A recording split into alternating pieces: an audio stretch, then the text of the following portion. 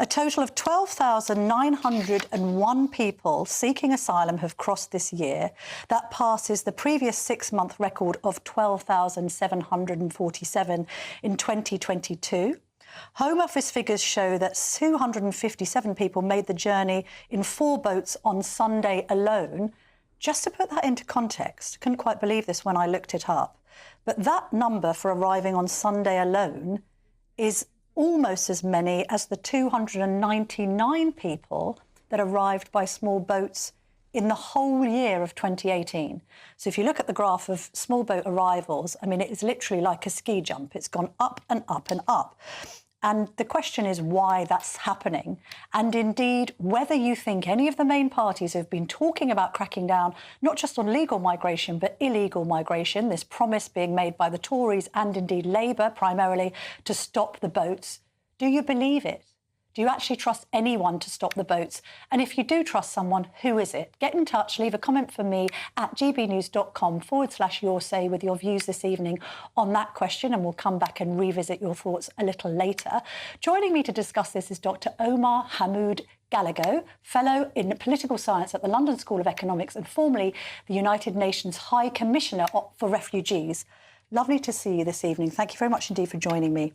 So let's just start with, why have the numbers skyrocketed to such a great extent since that figure of 299 in 2018, which, let's be honest, wasn't that long ago? Absolutely. Well, there is one response, and that response is, on the one hand, it's Brexit. On the other is the war in Ukraine and a series of upheavals throughout many of the regions from which refugees come from.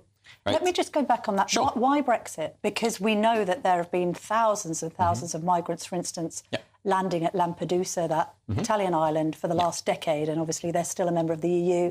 I noted that over the course of the last year until the end of May, 95,000 migrants had still turned up at Lampedusa. Yes. So being a member of the bloc doesn't seem to make much difference. No, absolutely. In fact, the UK still receives and has often quite often received many less applications, or fewer applications than its European partners. Yeah. Now, Brexit comes into the picture because before Brexit, we had something called the Dublin Regulation, which allowed the UK to send back migrants, or rather asylum seekers who had first arrived into European mainland and then tried to come to the EU, back to the mainland where they had come from. But because we've left without any sort of agreement with the European Union, now anyone can come in and tough luck trying to convince the French to take them back. Yes, well, let's talk about the French, because Nigel Farage, the Reform leader, has been out in the Channel in the early hours of this morning, and he has been saying that he's observed a dinghy arriving full of migrants,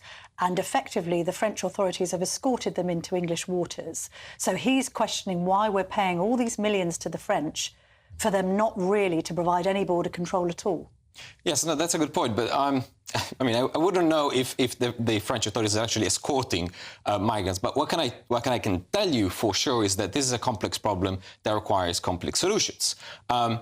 Paying the French, it will not simply solve the problem, right? We need a comprehensive agreement with the European partners that will probably run along the lines of the Dublin Regulation, right? So we find a way of the European Union accepting individuals back that have arrived via small boats to the UK, probably using some, through some negotiations, and that will probably entail resettling some individuals from the European mainland into the UK.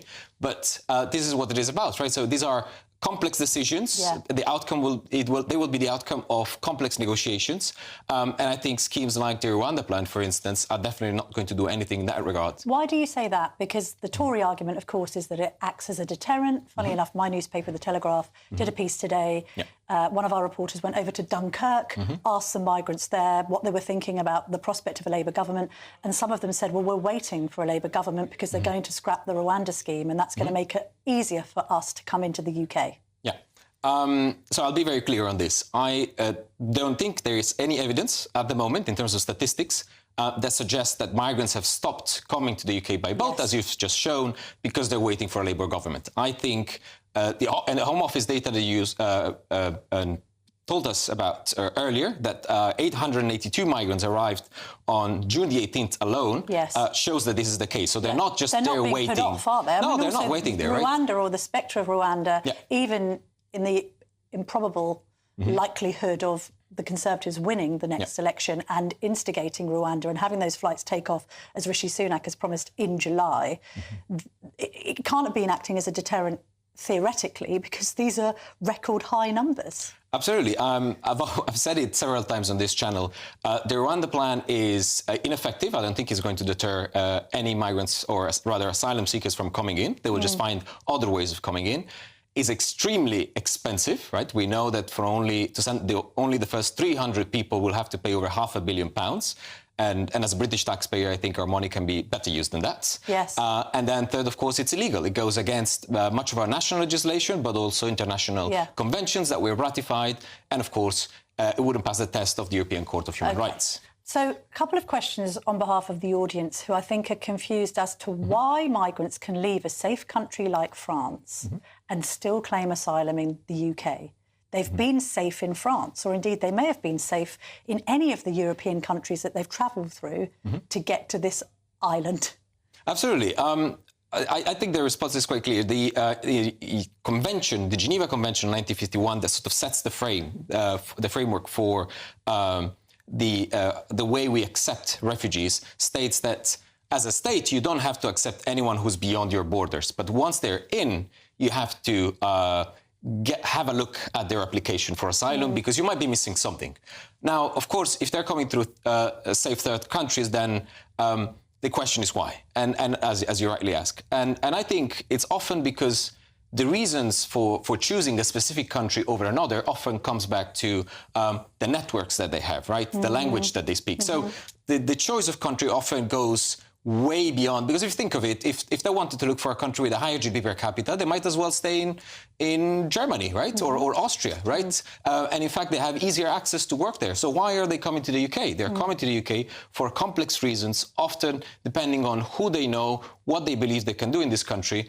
And so to go back originally, how can we transform this flow of individuals that go through safe third countries into maybe a direct resettlement for individuals who really need it, instead of But let's try and nail that down. Individuals who really need it, as opposed to those who are picking and choosing which European country they settle in for possibly familial reasons, but also, let's be honest, economic reasons. I mean, maybe people are settling here because they like the free access to the NHS that they may be entitled to after 3 years, etc., right? So the waters appear to be muddied by the failure, and I don't know whether it's a UN problem, whether it's a government problem, whether it's a Home Office problem, whether it's a general problem, of distinguishing between economic migrants and genuine asylum seekers. Would you agree that has been a problem historically when it comes to arrivals at the Channel?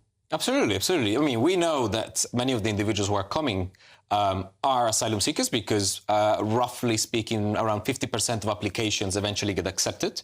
Yes. So we know that, for instance, if you look at the third most common nationalities, you will find people from Afghanistan, from Pakistan, and from Iran. So hardly democracies and places where many individuals would want to make a life there. But on the other hand, how do you distinguish between, if you want, pure economic migrants, right, who might not have a right to asylum?